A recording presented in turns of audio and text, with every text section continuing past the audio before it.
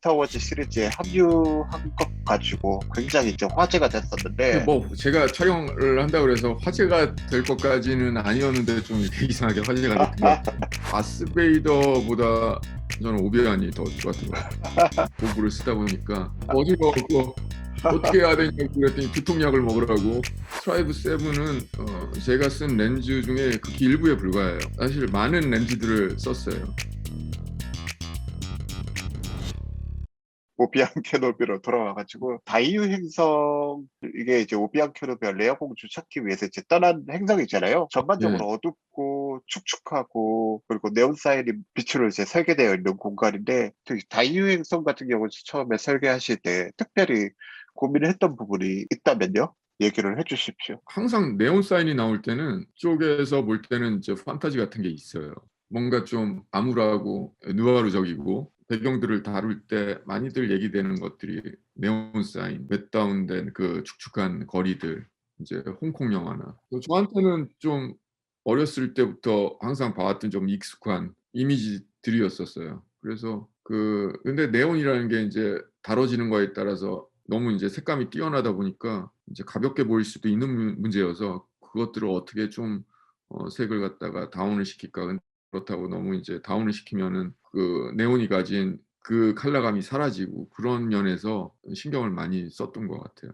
예, 카메라에 봐서 볼 때도 이게 보일까 안 보일까 그런 경계까지도 많이 갔던 장면들도 있었어요. 딱 경계라고 해놨는데 실제 안 보이는 적도 있어서 굉장히 당황했던 기억도 나고. 사실 그 다음 화는 이제 톤이 다시 전환이 되면서 사실 광산 태양계인 마푸조에서 이제 우비안 캐노비하고 레아 공주가 탈출하는 과정에서 이제 들르게 되는 공간인데, 이 공간 같은 경우는 이제 스타워즈 팬들 사이에서는 이전 시리즈에서 이런 사막 같은 공간들을 많이 봐왔기 때문에 익숙한 느낌의 공간인데, 저는 개인적으로 약간 서북처럼 연상이 되더라고요. 그래서 앵글 사이즈도 좀 시원하고 좀 롱테이크 숏들이 굉장히 많고 광활하고, 이제 처음에 구상을 하셨을 때 좀 어떤 룩으로 보여줘야 될 것인가라는 생각들을 많이 하셨을 것 같아요. 근데 진짜로 서부국처럼 보여줬으면 좋겠다는 그런 얘기들을 데보라랑 많이 했었고, 뭐 그렇다고 진짜 서부국이 아닌 그 상황이나 뭐 배경이나 그다음에 인물들의 상황이나 이런 것들이 저 서부국이랑 굉장히 잘 맞아 떨어진다고 생각을 했었어요. 그래서 실제 구체적으로 찍을 때 프리 단계에서도 많이 얘기가 실제 됐었어요. 똑같이 이렇게 찍어야지는 아니지만 그 로케이션 상황이랑 이런 것들 때문에 뭐 흙먼지 그런 것들이 자연스럽게 그런 분위기를 만드는 데 도움을 줬던 것 같아요. 실제로 어디서 찍었나요? LA 근교에 있는 아, 시미발리라고 그런 공간이 있네요. 와, 굉장히 유명한 공간이에요. 이쪽 저기 영화 쪽이나 영상 제작하시는 분들한테는 CF나, 뮤직비디오라든가 항상 매일마다 촬영이 아, 되고 있을 만한 와, 그 광활해요. 시미밸리라고 다 이제 계곡에다가 뭐 그런 인둥산 같은 거에다가 모래머리가 너무 많고 저희 촬영하는 사람들 입장에서는 되게 안 좋은 공간이에요. 한번 갔다 오면 샤워를 해도 흙먼지가 많고 모든 장비들 아, 청소를 너무 해야 되고, 네, 바람도 너무 세게 불어서 뭐 반사판을 큰 걸 못 써요 아. 거기에서 날아가기 때문에. 저도 거기서 뭐 광고도 찍고 딴 것도 찍고 그러다가 이번에 처음 가봤던 공간은 아니에요. 사실 그 에피소드에서 반가웠던 장면은 이제 다스베이더하고 비안 케노비가, 물론 뭐 이후의 스토리를 다 알고 있지만 이제 10년 만에 처음 마주해가지고 이제 굉장히 어두운, 거의 식별하기 힘든 공간에서 이제 광선검 대결을 벌이는 장면이었는데, 룩이 굉장히 이제 제가 말씀드린 대로 어두웠고, 사실 빛이라고 해봐야 검에서 발광하는 빛 정도에 이제 의존하는 대결실인데, 둘의 재회를 어떤 모습으로 그려내고 싶었는지요. 특히 그 부분에 있어 갖고는 이제 데보라가 요구했던 게 확실했었어요. 오비안이 그 공간에 오면서 바로 앞에 다스베이더가 서 있는 것도 안 보일 정도로 어두움. 그래서 이제 다스베이더가 광선검을 켰을 때 그때서야 발견할 수 있을 만큼 그 정도의 어두움으로 한번 가보자. 그렇게 해서 촬영 현장에서도 끊임없이 너무 밝다, 더 어둡게 어둡게 이렇게 서로 얘기를 했던 것 같아요. 그 부분은 원래 생각했던 것보다 절충이 이루어져서 오히려 밝게 찍힌 부분이 아닌가. 예. 원래 계획했던 아, 건 더 어두웠었어요. 그래서 그 널따란 공간에 오비안이 거의 앞을 보지 못할 정도의 그런 암흑으로 들어가는 그렇다고 안 보이게는 할 수는 없으니까 쪼끔 디테일을 살리자 그래서 쪼끔 생각했던 것보다 밝게 찍혔던 장면인 것 같아요. 지금도 인제 많은 보시는 분들이 "너무 어두운 거 아니야?"라고 좋아하시는 분들도 있지만 싫어하시는 분들도 또 있겠죠. 왜냐하면 인제 그분들은 인제 캐릭터를 보고 싶어 하시는 분들도 계시기 때문에 그래서 저희가 쪼끔 절충을 했던 것 같아요. 한 가지 좀 두려운 거는 극장에서 상영되는 것들은 어느 정도의 그 표준 영사 시스템이 있기 때문에 어느 정도의 밝기를 우리가 예측을 할 수 있지만 이제 스트리밍 되는 것들은 이제 물론 편의성은 뛰어나지만은 사실 만든 사람들 입장에선 그게 집에서 어떻게들 TV를 세팅해 놓고 보실지 아무도 모르는 것이거든요.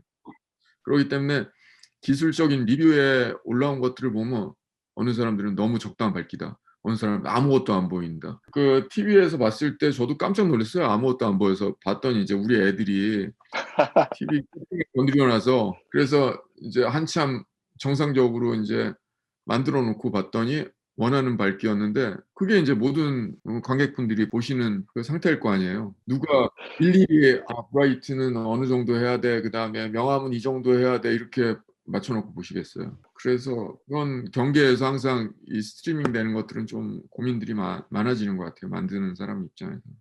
이게 이제 극장 개봉 영화가 아니기 때문에 감독님께서 이전과 다른 고민을 이 시리즈를 촬영하시면서 이제 하게 되신 거네요. 예. 뭐 어느 스트리밍 업체에서는 뭐 인제 영상이 재생될 때 강제적으로 그런 것들을 좀 이렇게 맞춰 주는 시스템을 운영하고 있기도 한데 그래도 뭐 TV 메이커에 따라서도 틀려지는 것이니까 모르는 거잖아요. 그러니까 좀 그렇죠. 난감하죠. 난감하고 뭐 저희야 현장에서 뭐 최고의 4K 모니터를 설치해 놓고 보고 디테일 HDR을 체크하고 그러지만은 누가 그 집에다가 4,000만 원짜리 모니터를 갖다 놓고 맞아요. 보겠어요. 그런 것들이 만드는 입장에서도 이해도 되고 난감도 하고 어떻게 해야 될지 그렇다고 기준점을 하나 잡아서 저희도 가야 되는데 그런 것들이 난감하죠. 미래에는 좀 모든 TV 업체 뭐 모든 그런 것들에서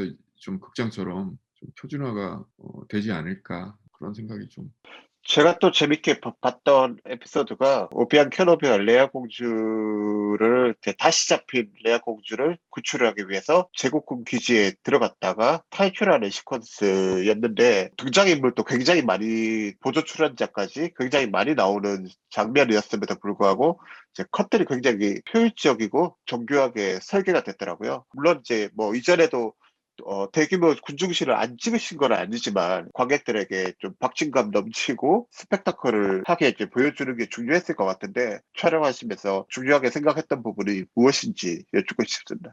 사실 정교한 게 저희의 의도이든 뭐하든 정교할 수밖에 없는 게 인제 모든 것들이 이미 만들어지거나 뭐 그 범위 안에서 좀 움직여야 되는 제약이 있기 때문에 그런 것들이 정교하게 보여질 수도 있겠지만 또 반면에 설계라기보다 그런 시퀀스들에 있어 갖고는 감독의 확고한 그 비전이 있었기 때문에 좀 미리 스토리보드도 짜고 그렇게 해서 갔었던 것 같고요. 볼륨 안에서 카메라 여러 대를 한꺼번에 쓰지를 못해요. 그런 한계가 있어요. 근데 이번 오비안 같은 경우는 많게는 4 대까지도 써본 적이 있어요, 한 번에. 와, 진짜요? 왜냐하면 저희한테 정해진 시간은 한정돼 있고 못 찍으면은 그대로 다음 스케줄을 가야 되는 입장이기 때문에 인제 뭐 모든 영화나 다 그렇죠. 그렇기 때문에 그 안에서 뭔가를 좀 디테일을 담아내려고 그러면 카메라 한 대라도 더 해서 백업을 만들어 놓는 게 최선일 때가 있어요. 특히 그런 군중신이나 뭐 이런 씬들일 때는. 근데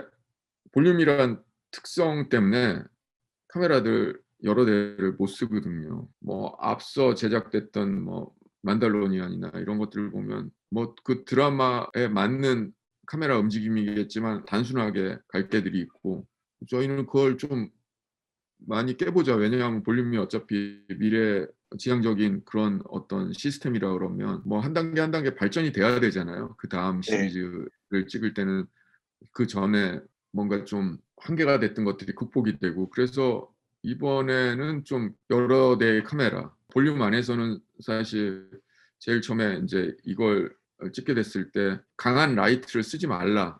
뭐 아, HDMI나 뭐 이런 그런 "강한 라이트를 쓰지 말라." 그런 것들이 지침 아닌 지침이었었거든요. 왜냐하면 그 강한 라이트를 쓰면 TV에다가 강한 라이트를 비치면은 TV가 잘 안 보이잖아요, 당연하게.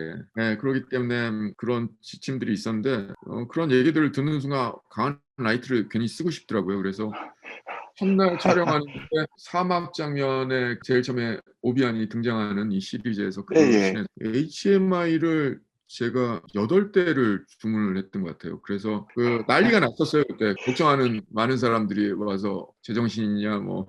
근데 그게 보시기에는 어땠을지 모르겠지만 저는 뭐 개인적으로 만족해요. 만족하고 '아 이래서 이 다음 작품에서는 누군가 또 강한 라이트를 또 더 쓸 수 있겠구나.' 왜 흙먼지나 그 스모그 우리 많이 네. 쓰잖아요. 그런 네네. 것들을 또 쓰지 말라는 지침이 있었어요.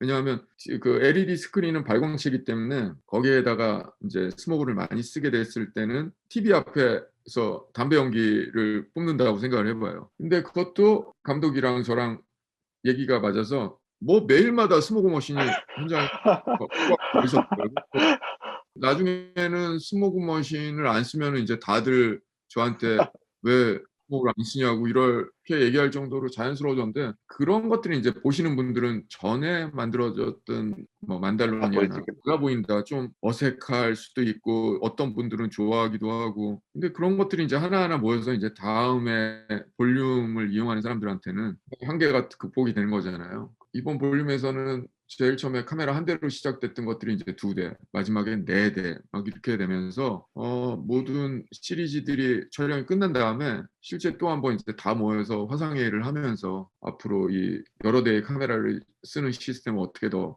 발전을 시킬까. 예 뭐 그런 얘기도 하고 그랬었던 거 보면 결코 그냥 '헛짓거리를 하지 않은 게 아닐까.' 뭐 그런 생각이 들 때도 있어요. 그 말씀 들으니까 제가 드는 생각이 정장훈 촬영 감독이 스타워즈의 새 시리즈를 작업하면서 이제 깨달은 어떤 소감처럼 들려요. 왜냐면 45년 역사를 가진 유서 깊은 프랜차이즈의 촬영 감독을 맡으셨을 때 사실 프랜차이즈 특유의 전형적인 그런 요소들을 지켜야 하는 동시에 또 동시대의 어떤 촬영 감독으로서 어쨌든 이 이야기에 맞는 룩을 구현해야 하는 과제가 굉장히 만만치 않았을 것 같은데 그 어쩌면 그 감독님께서 이번 시리즈를 작업하시면서 감독님에게 이 시리즈가 가진 의미처럼 들리기도 하네요. 근데 사실 이런 프랜차이즈를 찍을 때는 찍고 나서 또 보니까 어떤 분들은 인제 변화를 원하고 어떤 분들은 그전에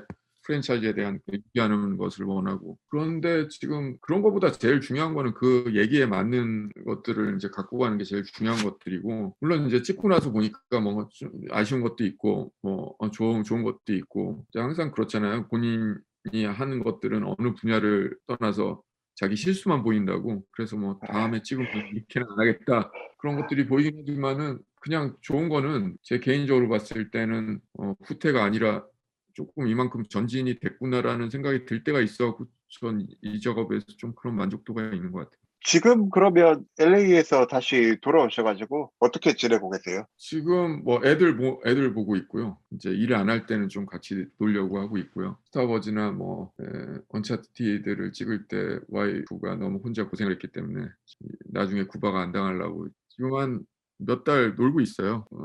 그리고 인제 곧 다음 작품이 7월 달 이번 달부터 인제 프리 작업이 들어가겠고요. 그래서 혹시 어떤 작품인지 공개를 해 주실 수 있나요? 조그만 아름다운 얘기를 하나 하기로 했고요.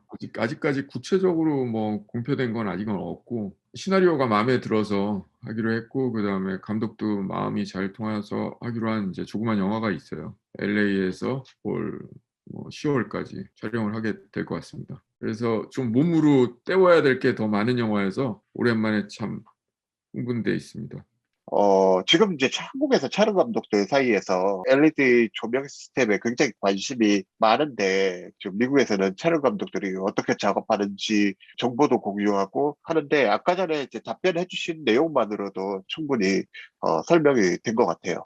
그 LED 인제 스크린에 대해서 볼륨 시스템에서 일을 해 봤잖아요. 근데 네. 이게 뭐 100% 미래를 바꿀 거라고 생각은 저는 전혀 안 들어요. 어느 얘기를 찍을 거냐에 따라서 이 스타 워즈랑은 너무 잘 맞는 것들이고, 그다음에 이런 얘기들하고는 너무 잘 맞는 시스템이지만, 이번 스타 워즈를 찍으면서 오비안을 찍으면서 현실로 그냥 실제로 찍을 수 있는 건 최대한 실제로 그 현장에 가서 찍자, 이게 기본 방침이었거든요.